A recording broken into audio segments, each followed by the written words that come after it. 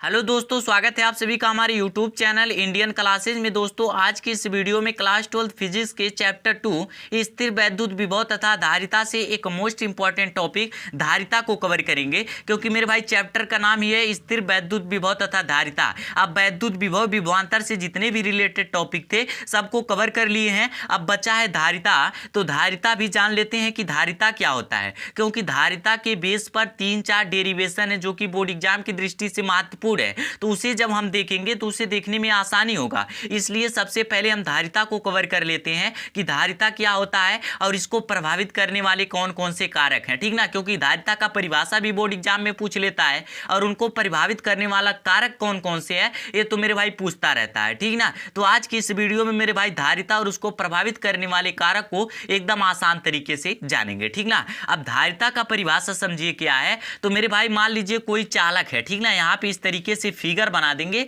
इसका फिगर बहुत छोटा है, ठीक ना, आपको समझने में दिक्कत ही नहीं होगा।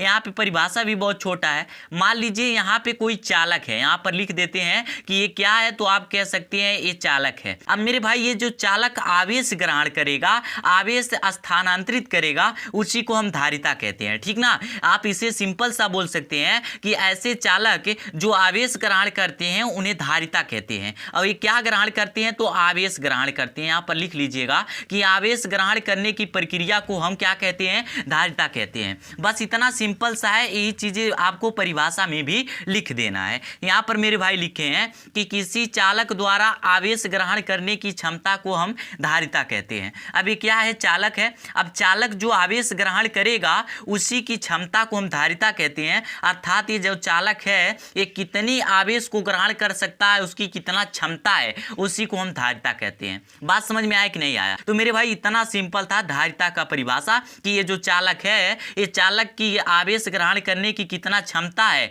कितना जगह है, उसी को हम धारिता कहते हैं। बात समझ में आया कि नहीं आया। अब यहाँ पे मेरे भाई जब फार्मूला की तरफ चलेंगे तो क्या लिखेंगे, तो यहाँ पर लिखेंगे कि जो चालक है, ऐसे चालक जो इसमें आवेश हम देंगे, आवेश जितना अधिक देंगे उतना ही आवेश इसका भी उतना ही इसका विभव बढ़ेगा। और किस रूप में बढ़ेगा, तो यहाँ पर लिखेंगे कि ये समानुपाती रूप में बढ़ेगा। बात समझिएगा कि ये जो चालक है, इस चालक को जितना आवेश दिया जाएगा उतना ही इसका विभव बढ़ेगा, लेकिन किस रूप में बढ़ेगा, समानुपाती के रूप में बढ़ेगा। इसलिए हम यहाँ पे चिन्ह लगा देंगे। तो यहाँ पर भी इसको लिखेंगे कि किसी चालक को, यहाँ पे इस तरीके से मेरे भाई ध्यान दीजिएगा कि किसी चालक को आवेश देने पर समानुपाती रूप से विभव में भी वृद्धि होती है। कि ये जो चालक है, इस चालक को जितना हम आवेश जितना अधिक देंगे उतना ही अधिक वैद्युत विभव भी बढ़ेगा, लेकिन किस रूप में बढ़ेगा, तो समानुपाती के रूप में बढ़ेगा। तो समानुपाती का चिन्ह लगा देंगे। तो यहाँ पर क्या होगा,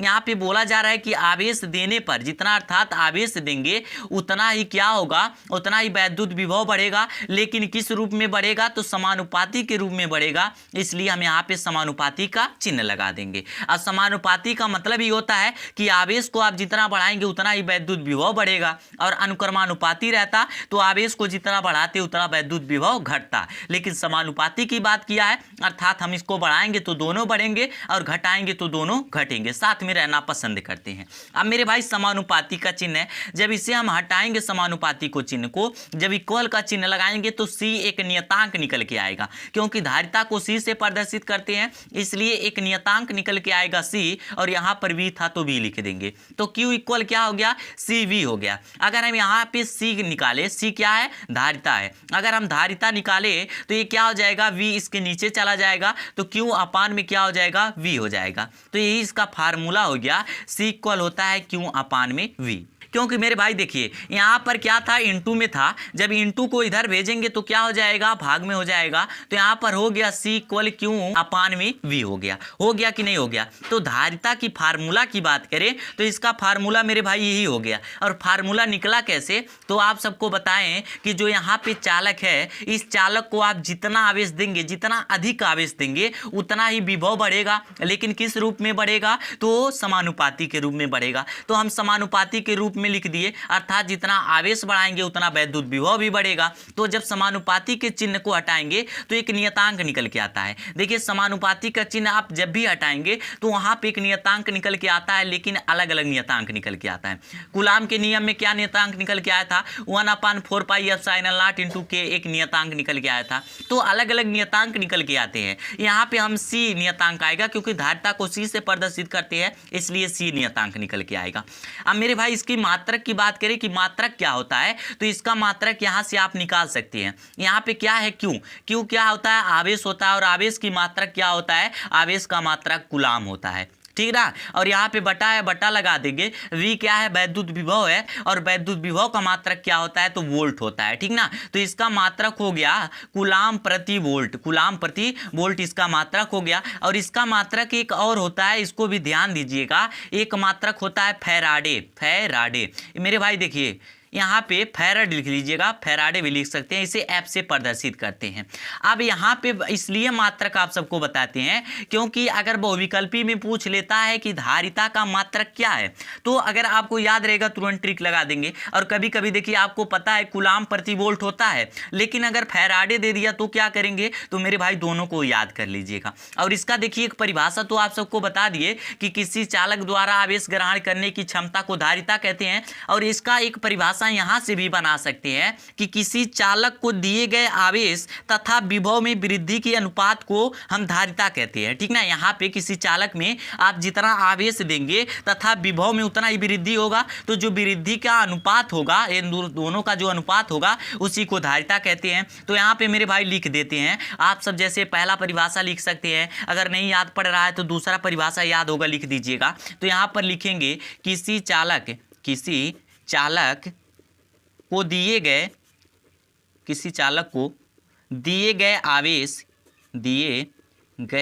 आवेश तथा विभव में वृद्धि, यहाँ पे मेरे भाई इस तरीके से लिख देंगे तो आपको दोनों परिभाषा याद रहेगा, कोई लिख दीजिएगा बोर्ड एग्जाम में, कोई दिक्कत नहीं होगा। वृद्धि के अनुपात को क्या कहते हैं, तो वृद्धि के अनुपात को हम कहते हैं धारिता कहते हैं। दो परिभाषा हो गया कि नहीं हो गया, इससे ही स्पष्ट हो जाएगा। दोनों परिभाषा से आप जिससे लिख सकते हैं बोर्ड एग्जाम में उसको लिख दीजिएगा।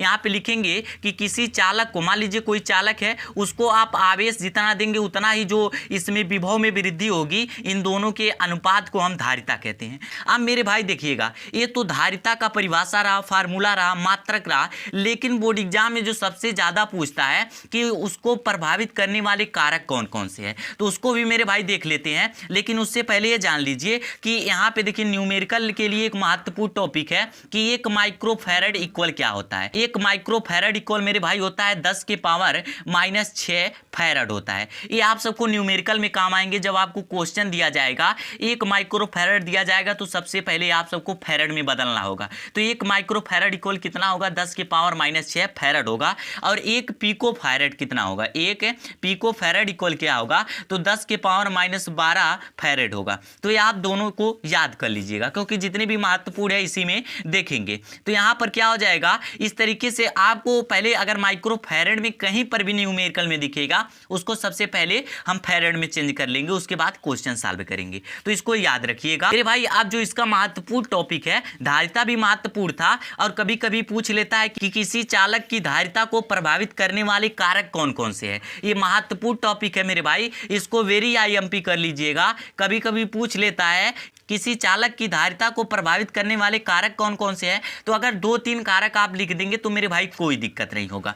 तो इसका पहला जो है लिखेंगे चालक का क्षेत्रफल। अब चालक का क्षेत्रफल, तो यहाँ पर देखिएगा एक एक करके आप सबको बता दे रहे हैं कि किसी चालक का क्षेत्रफल बढ़ाने पर चालक की धारिता बढ़ जाती है। अब किसी चालक का जब क्षेत्रफल बढ़ाएंगे तो उसकी चालक की धारिता बढ़ जाती है। और कैसे बढ़ जाती है, तो मेरे भाई यहाँ पर ध्यान दीजिएगा कि जो धारिता होता है, धारिता जो होता है वो मेरे भाई वैद्युत विभव के अनुक्रमानुपाती होता है। अर्थात आप जितना धारिता को बढ़ाएंगे उतना ही क्या होगा, वैद्युत विभव घटेगा, और इसको जितना घटाएंगे उतना ही वैद्युत विभव बढ़ेगा। अर्थात एक दूसरे के विपरीत रहते हैं। तो इसलिए क्या होगा, इसको बढ़ाएंगे तो ये घटने लगेगा। और क्या होता है, अगर हम धारिता और आवेश की बात करें तो यहाँ पे धारिता और आवेश मेरे भाई समानुपाती होते हैं। अर्थात जितना धारिता को बढ़ाएंगे उतना ही आवेश बढ़ेगा, और जितना धारिता को घटाएंगे उतना ही आवेश घटेगा। घटेगा। इसलिए जब चालक की क्षेत्रफल की बात करेंगे तो लिखेंगे किसी चालक का जब क्षेत्रफल बढ़ाएंगे तो चालक की धारिता भी बढ़ेगी, क्योंकि क्या होता है, ये दोनों समानुपाती होते हैं, अर्थात जब आधारिता बढ़ेगा तो आवेश भी बढ़ेगा। सिंपल सा है। तो इसका पहला ये प्रभावित करने वाला कारक हो गया। और दूसरा क्या है कि चालक के निकट कोई अन्य अनावेशित पदार्थ की उपस्थिति में क्या होगा। अगर मेरे भाई यहाँ पे मान लीजिए कोई चालक है, इस तरीके से मान लीजिए कोई चालक है और इसके बगल में कोई अनावेशित चालक रख दिया जाए, अनावेशित चालक, तो क्या होगा। तो मेरे भाई सेम प्रोसेस जो यहाँ पर था कि चालक का क्षेत्रफल जब बढ़ाएंगे तो चालक की धारिता भी बढ़ेगा, तो यहाँ पर भी वही आपको देखने को मिलेगा कि जब कोई चालक है और उसके समीप में कोई अन्य अनावेशित पदार्थ को रखेंगे ना, तो उसकी उपस्थिति में जो आवेशित चालक होगी उसकी धारिता बढ़ जाएगी। और आप सबको बताएं कि अगर धारिता बढ़ेगा तो मेरे भाई आवेश भी बढ़ेगा, क्योंकि एक दूसरे के समानुपाती होते हैं। और अगर मेरे भाई यहाँ पे धारिता को बढ़ा दिया जाएगा और वैद्युत विभव की बात करेंगे तो वैद्युत विभव घट जाएगा, क्योंकि एक दूसरे के अनुक्रमानुपाती होते हैं। और तीसरा क्या है, चालक के चारों ओर के प्रावैद्युतांक का माध्यम क्या होगा। मेरे भाई सबसे इंपॉर्टेंट होता है, ये तो हर साल पूछे जाने वाले टॉपिक है, 1 नंबर के टॉपिक में पूछ लेता है कि चालक के चारों ओर अगर के प्रावैद्युतांक हो तो उसका माध्यम क्या होगा। इसको मोस्ट आईएमपी कर लीजिएगा, ठीक ना, मोस्ट आईएमपी कर लीजिएगा मेरे भाई, पूछ लेता है। तो ये क्या होता है, मान लीजिए यहाँ पे कोई चालक है और इस चालक के चारों ओर कोई के प्रावैद्युतांक रख दिया जाए, तो बताइए उसका माध्यम क्या होगा। तो मेरे भाई लिखेंगे कि इसका जो प्रावैद्युतांक के है एक के गुना हो जाएगा, इसको यहाँ पर लिख दीजिएगा इस तरीके से कि चालक की धारिता जब चालक के चारों ओर के प्रावैद्युतांक का माध्यम हो तो चालक की धारिता के गुनी हो जाती है। आपको बस इतना ही लिखना, अगर बोर्ड एग्जाम में पूछ ले कि चालक के चारों ओर के प्रावैद्युतांक का माध्यम हो तो क्या होगा, तो लिखेंगे कि चालक की धारिता के गुनी हो जाती है। तो यहाँ पे मेरे भाई इस तरीके से अगर आप 3 लिख देंगे कारक, कोई दिक्कत नहीं होने वाला है। इतना आसान है, आप सबको बताया भी कि कैसे क्षेत्रफल बढ़ता है, कैसे आवेश बढ़ता है और वैद्युत विभव कैसे घटता है। क्योंकि आप सबको यहाँ पर एक बार फिर से देखिएगा, क्योंकि जो धारिता होता है वैद्युत विभव के अनुक्रमानुपाती होते हैं, अर्थात धारिता को जितना बढ़ाएंगे उतना ही घटेगा। और आवेश और धारिता की बात करें तो समानुपाती होते हैं, भाईचारा रहता है, अर्थात आप इसको जितना बढ़ाएंगे उतना ये भी बढ़ेगा।